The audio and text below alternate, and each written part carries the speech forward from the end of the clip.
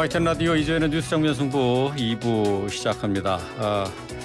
오늘 화요일 이 시간에는 정치 현안들에 대한 국민의힘의 행보 진단해 보면서 소수 여당으로서의 향후 과제들까지 짚어보는 순서죠. 국민의힘은 안착중 순서로 함께합니다. 김용남 전 의원 전화 연결되어 있습니다. 김 의원님 안녕하세요. 네, 안녕하세요. 김용남입니다. 네, 오늘도 국회 교섭단체 대표 연설이 있었습니다. 오늘은 주호영 국민의힘 원내대표의 연설이 있었는데 오늘 연설 어떻게 들으셨는지요? 주호영 원내대표 민주당이 의회 민주주의를 형해화하고 있다. 또 우리 정치 사류다. 이렇게 비판을 했는데 어떻게 들으셨습니까? 저하고 견해를 같이 하는 부분이 많지 않나 싶고요. 그래요? 예. 지금 아시겠습니다만 작년 9월 1일 날 정기국회를 개원한 이후에 형식적으로만 보면 지금 만 6개월을 하루도 쉬지 않고 회기를 다 잡아놨습니다. 우리 국회가. 예. 근데 그 6개월 동안 그러면 열심히 일을 하려고 회기를 그렇게 연이어서 잡은 거냐? 그게 아니잖아요. 다 아시다시피 일종의 현역 국회의원이자 민주당 당대표인 이재명 대표의 방탄국회로 역할을 하고 있는 거죠. 특히 1월에 열린 임시국회는 거의 개점 휴업 상태로 한 달을 보냈습니다. 그냥 회기 중에 현역 국회의원에 해당하는 불체포 특권을 누리고자 회기를 계속 이어가고 있는 상황이죠. 네. 이거 아마 외국에도 이런 사례가 있나 모르겠어요. 예. 정말 찾아보기 힘든 사례고 그리고 주호영 원내대표의 연설 중에 특히 이제 공감이 가는 부분이 이례적으로 네. 입법부의 원내대표 교섭단체 연설에 김명수 대법원장 하에서의 사법부에 대한 비판이 눈에 띄었습니다. 네. 근데 그거는 상당히 공감하는 바가 많이 있습니다. 사실은 지금 김명수 대법원장이 들어서서 지금 6년째 대법원장으로서 재임하고 있습니다만 그 사이에 표현은 좀 그랬습니다만 우리나라 법원이 너무 많이 망가졌어요.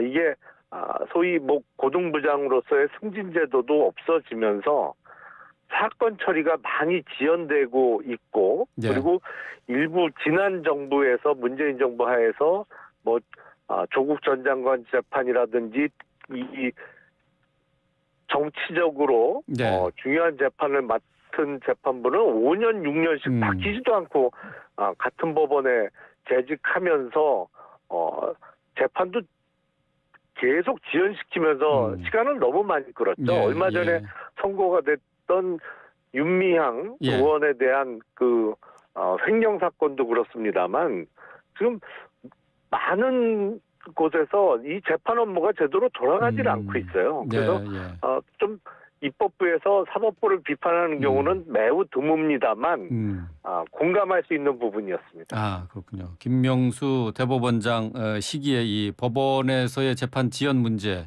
이 부분 상당히 공감이 됐고 또 눈에 띄는 부분이었다. 그런 말씀이시네요. 예. 어제 이제 박홍근 민주당 원내대표는 교섭단체 대표 연설에서 김건희 여사의 특검을 주장을 했고요. 또 오늘 원내대책회의에서도 남은 선택지는 특검이다라는 입장을 밝혔는데 이 부분은 어떻게 보시는지요? 우선 민주당에서 그 특검 주장을 하는 것이 이재명 대표에 대한 수사 그리고 네. 곧 있을지 모르는 구속영장 청구 등 현실화되고 있는 사법 리스크에 대한 맞불 성격이 강한 것 같고요. 네. 그리고 원래 특검이라는 것은 권력형 비리 사건의 경우에 제대로 된 수사를 기대하기 어려울 때 정치적 중립성이 보장되는 특검으로 하여금 수사를 하게 하는 제도인데 네. 소위 도이치모터스 주가 조작 사건은 권력형 비리하고는 아무 상관이 없거든요, 사실. 그리고 그 주가 조작이 일어난 시기에 비추어서 일단 공소시효가 완성된 거 아니냐라는 문제가 있고요. 예. 그러니까 공소시효가 완성된 것을 특검을 추진한다? 이거는 상식적으로 맞지 않죠. 그리고 사건의 성격 자체가 과연 이게 특검이 수사할 만한 사건이냐? 그런 의문이 좀 듭니다. 왜 그렇죠? 왜 특검이 아무래도 김건희 여사가 뭐 지금 뭐 대통령의 부인이기 때문에 검찰에서 눈치를 보고 수사를 못하는 것 아니냐 이렇게 민주당에서는 주장하고 있지 않습니까? 아니 그러니까 사건 당사자라면 그런 성격이 좀 있을 수 있는데 예. 일단 혐의가 불분명하고요. 앞서 말씀드린 대로 권력형 비리 사건은 전혀 아닌 것이고, 예. 그때는 권력에 무슨 가까이 가 있는 사람도 아니었잖아요. 예. 김건희 여사가. 예. 소위 도이치모터스 주가 조작 사건이 벌어졌다는 2010년도 그 부근에는 아무 상관없는 인물이었고, 예. 사건의 성격, 그리고 일단 공소시효의 완성 여부가 문제가 되고 있는 사안에 있어서 특검을 추진한다는 것이 법리적으로 맞지 않고요. 예. 그리고 지금 이 상황에서 갑자기 특검을 이렇게 밀어붙이는 것 자체가 일종의 뭐랄까요, 정치적 특검 주장 아닌가 싶어요. 예. 뭐 좀 김 의원께서 말씀하신 것처럼 정의당에도 같은 의견을 공유하는 것 같습니다. 이정미 대표가 이재명 방탄 꼼수로 김건희 특검을 네. 주장하는 것은 아니냐 이렇게 얘기를 하고 있거든요. 그런데 정의당이 이렇게 김건희 여사에 대한 특검에서 거리를 두는 것, 이게 정의당의 입장을 어떻게 보시는지요? 아무래도 더불어민주당의 이중대라는 그동안의 비판을 의식한 거로 봐야 되나요? 그런 측면이 분명히 있겠죠. 왜냐하면 지난번에 2019년 가을에 정말 전국이 들끓었던 조국 전 장관 사건 때 네. 사실상 민주당의 편을 들었잖아요. 네. 소위 조국 수호 대열에 합류했다가 이 정의당이 요새 상당히 당 자체가 어려워진 상황 아닌가 싶습니다. 그러니까 당세가 예전만 못하고 네. 그리고 그때 민주당과 입장을 같이 하면서 정의당만의 어떤 독특한 색깔도 많이 없어진 것 같고요. 그래서 정의당이 어떤 자신들의 존재성 내지는 주체성을 다시 찾아가려고 하는 과정 아닌가 싶습니다. 예. 자, 일각에서는 민주당과 정의당의 노란 봉투법 그리고 이 김건희 여사에 대한 특검법을 연계 처리하지 않겠느냐, 이러한 전망도 나오고 있어요. 이건 민주당 쪽에서 나온 얘기인 것 같은데 이건 어떻게 보십니까? 그거는 일종의 정치적 거래를 하자는 거죠. 네. 그러니까 지금 정의당이 주장하고 있는 소위 노란 봉투법, 그러니까 노조의 어떤 시위 행위나 파업에 대해서 손해배상 청구를 원칙적으로 막아버리는 그 법하고 네. 민주당이 추진하려고 하는 김건희 특검법하고 이렇게 서로 바꿔먹자 이런 건데 네. 정치권에서 간혹 그런 일이 없는 건 아닙니다. 그전에도 그런 일이 왕왕 벌어진 적도 있고 하니까 네. 앞서 말씀드린 대로 사실은 그때 정의당이 네. 조국 전 장관 수호 대열에 합류한 가장 큰 이유가 사실은 정의당이 강력하게 주장했던 연동형 비례대표제로의 선거법 개정 때문에 그랬던 거 아니냐. 예. 많은 사람들이 그렇게 생각을 하고 있거든요. 예. 그러니까 그런 정치적 거래의 가능성이 전혀 없지는 않습니다만 만약에 정의당이 입장을 갑자기 바꿔서 김건희 특검법에 찬성을 하면서 또 노란봉투법을 민주당이 다수 의석을 갖고 밀어붙인다면 네. 나중에 진짜 거래가 있었던 것이 확인될 수 있겠죠. 그런 경우에는. 예. 정의당이 김건희 여사에 대한 특검 법안과 관련해서 완전히 문을 닫은 것 같지는 않아요. 지금 어쨌든 일단은 검찰의 조사를 받는 것을 보고 그리고 나서 결정을 하겠다 하는 입장인 거 보면은 나중에 얼마든지 김건희 여사 특검법과 관련해서 정의당이 입장을 달리할 수도 있지 않을까 싶은데 어떻게 생각하십니까? 물론 그렇죠.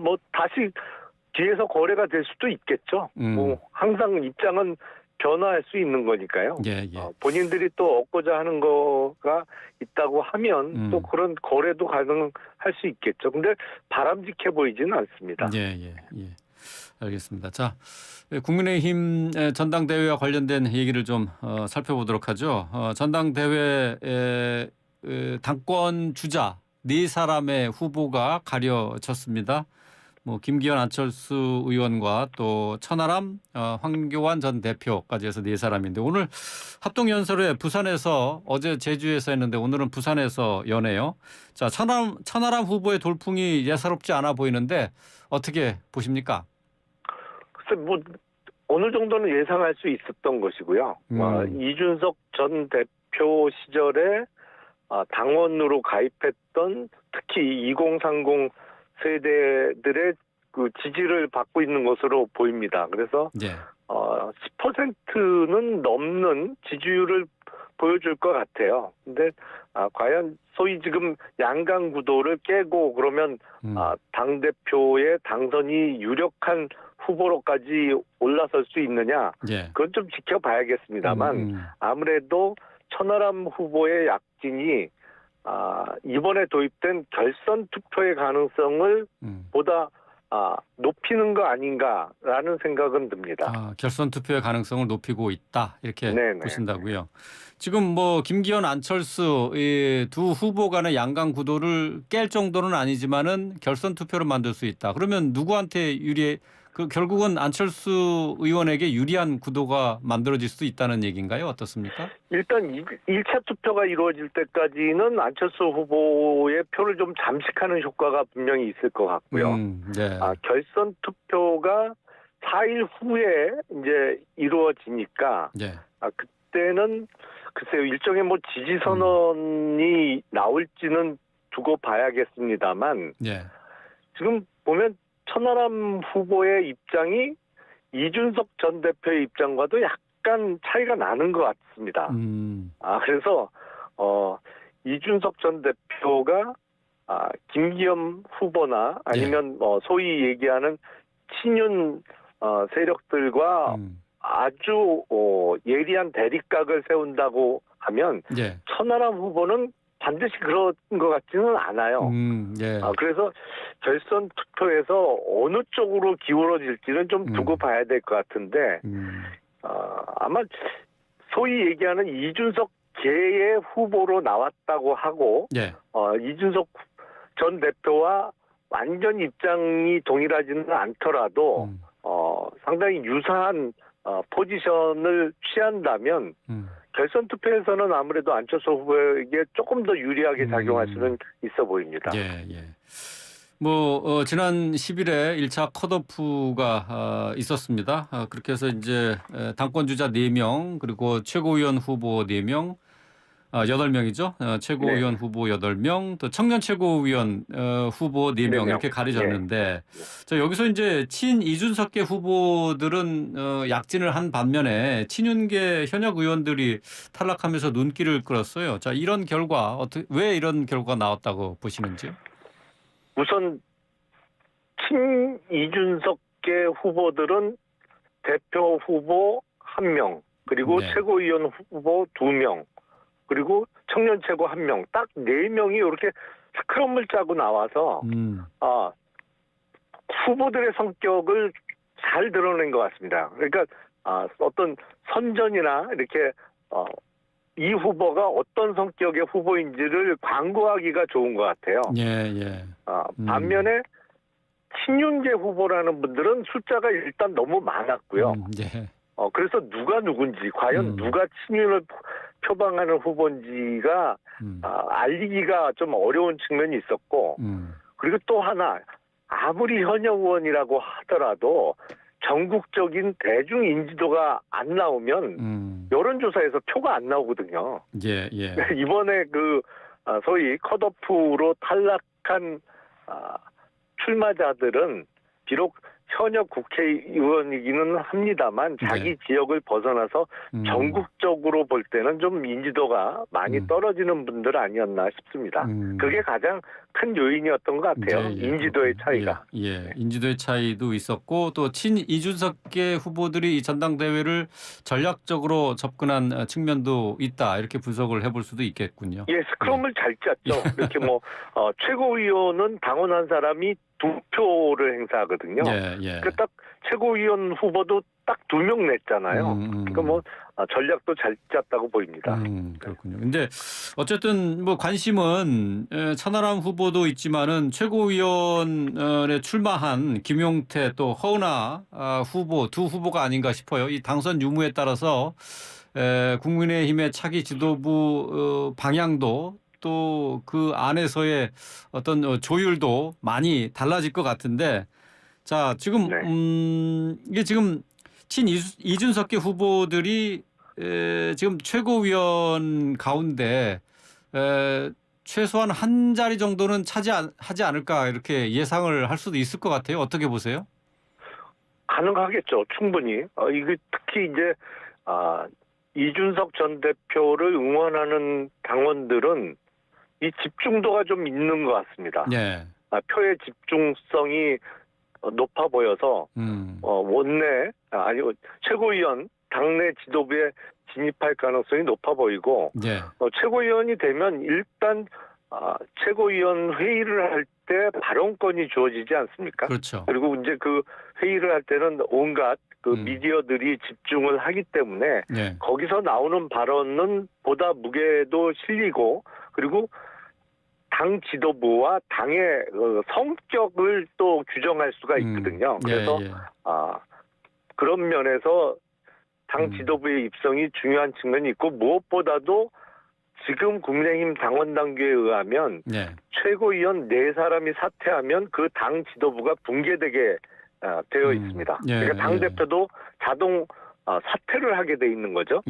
그래서 그게 뭐 그런 일은 당연히 없어야겠습니다만 그 전에도 최고위원들이 집단 사퇴하면서 당 지도부가 교체되는 그런 일들이 왕왕 있었거든요. 그래서 지도부 최고위원 구성이 어떻게 되느냐에 따라서 총선이 다가올수록 이 정당의 에너지는 커집니다. 점점 전화 가능성도 커지고요. 그런 측면에서 어떤 당의 진로를 결정할 때 중요한 변수로 작용할 가능성이 높겠죠. 뭐 오늘 그 이재명 대표와 관련한 뉴스라고도 볼 수 있겠는데요. 주목받을 만한 뉴스가 하나 있어서 뭐 이 부분을 뭐 법률가시니까 좀 얘기를 좀 듣고 싶네요. 친명계 좌장이라고 일단 불리는 정성호 의원이 정진상 전 실장을 특별 면회를 했어요. 이 자리에서 알리바이를 만들어라. 이렇게 얘기를 했다고 하고 이대로 가면 이재명이 대통령이 된다. 이렇게 얘기를 했다고 하는데 정성호 의원이 오늘 뭐 기자회견을 통해서 재판 준비를 어떻게 해야 하는지 여기에 대해서 얘기를 한 것이다. 이렇게 해명을 했습니다. 이 부분 어떻게 보십니까? 그 정성호 의원이 이제 변호사로서 접견한 게 아니고 특별 면회를 한 거 아닙니까? 근데 특별 면회를 할 때는 옆에서 교도관들이 받아 적습니다. 물론 일반인이 면회를 할 때는 아예 그게 대화가 녹음이 되죠. 일반 면회하면 다 녹음이 됩니다. 아시는 분이 많으실지 모르겠는데, 그러니까 정성호 의원이 거기서 한 얘기는 사실은 이게 기록에 남는다는 거를 당연히 알고 있었을 알고 거예요. 있었다. 그러니까 지금 정성호 의원이 그 보도가 나온 이후에 검찰에서 언론 플레이한다 뭐 이런 반응이 처음에 나왔거든요. 그 반응의 내용으로 볼 때 없는 얘기 같지는 않습니다. 그런 얘기를 실제로 한 거는 맞는 것 같아요. 뭐 그 발언에 대해서 부인하지는 않았거든요. 일단은 알겠습니다. 그러니까, 어쨌든 법적으로는 문제는 없는 내용들이다 이렇게 볼 수 있는 건가요? 간단하게 얘기 듣고 마무리하겠습니다. 그거는 근데 그 정성호 의원의 발언 자체는 조금 문제가 될 수 있죠. 알겠습니다. 죄송합니다. 시간이 많지 않아서 여기서 줄이도록 하겠습니다. 고맙습니다. 네, 감사합니다.